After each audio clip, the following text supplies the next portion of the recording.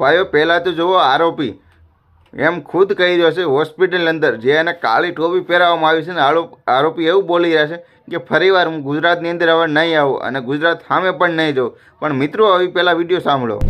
आप मेरे से भूल गए, दोबारा कभी भूल नहीं करूँगा और कभी कहीं। તો ભાઈઓ ખરેખર આરોપી એમ કહી રહ્યા છે, આરોપી રહ્યો નરાધમ એ કે હું ગુજરાતની અંદર નહીં આવું અને ગુજરાત સામું પણ નહીં જોઉં। તો મિત્રો ખરેખર હવે વાત એ છે કે આરોપી ગુજરાતની અંદર આવશે નહીં, પણ એને છોડવામાં જ નહીં આવે, કારણ કે પોલીસ કર્મચારી અને બધા લોકો બધી જનતા એમ કહે છે કે આને કાળા પાણીની સજા થવી જોઈએ અને જેલ થવી જોઈએ અને ફાંસી થવી જોઈએ। અને આરોપી એમ કહે છે કે ગુજરાત સામો ન હોય, એને મનની હજી એમ છે કે હું છૂટી જાય। પોલીસ સામે મિત્રો તેને ધારિયા વડે હુમલો પણ કર્યો, તો પોલીસે સામે 2 રાઉન્ડ ફાયરિંગ પણ કર્યું, બંને પગની અંદર ફ્રેક્ચર કરી દેવામાં આવ્યું છે। તમે વિડીયોની ઉપર જોયું અને ચાલુ બાટલે કેડી પરવાડી હાટકોટ બોગરા ભરત બોગરા સાહેબના દવાખાને અંદર લઈ જવામાં આવ્યો છે। અને બધા લોકો તો એમ કહી રહ્યા છે કે આને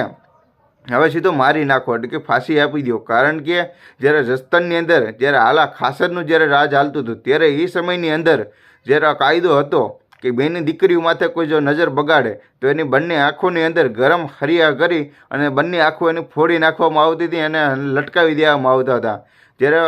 આલા ખાસરે મિત્રો જસદણની જે આ નિર્ણય લીધો છે અને તે આ કાયદોને બનાવ્યો હતો અને કાયદોને અમલમાં પણ લેતા હતા, કોઈ પણ બેની દીકરીઓ માથે જો નરાધમ આવા કોઈ પણ સામું જોવે જસદણની અંદર અથવા કોઈ પણ જસદણના જે ગામડા હોય તે ગામડાની અંદર જો બનાવ બને તો આલા ખાસર બાપુ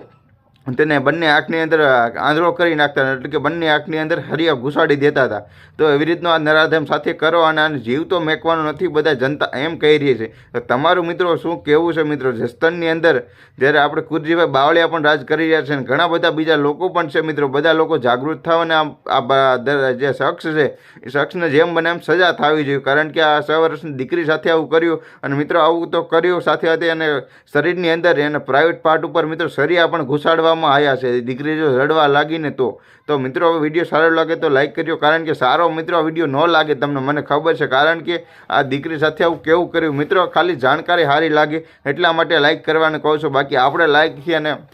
ફેમસ નથી થવું, આપ લાઈક ન આપો કાંઈ ને પણ વિડીયો શેર કરજો, કારણ કે બધા લોકોને પણ જાણવા મળે કે આ અત્યારે કેવો કયા બાબતે આ ગુનો કયા જગ્યાએ પોગ્યો, બધા લોકોને પણ જાણવા મળે એટલા માટે કહું છું વિડીયો ખાલી શેર કરજો, ચેનલ પર નવા મિત્રો સબસ્ક્રાઈબ કરજો। અને ટૂંક સમયની અંદર મારે થોડીક પ્રગતિ થઈ રહી, 7K કમ્પ્લીટ પૂરા કરાવી દો અને યુટ્યુબ આપણે ફેસબુકની અંદર મારે 17K કમ્પ્લીટ થઈ ગયા, 17K પ્લસ છે, તો બધા માટે તમે બધાને દિલથી થેન્ક યુ સો મચ મિત્રો, આભાર બધા સૌ લોકોનો માનું છું। તો બસ આવનો સપોર્ટ કરતા રહેજો હવે।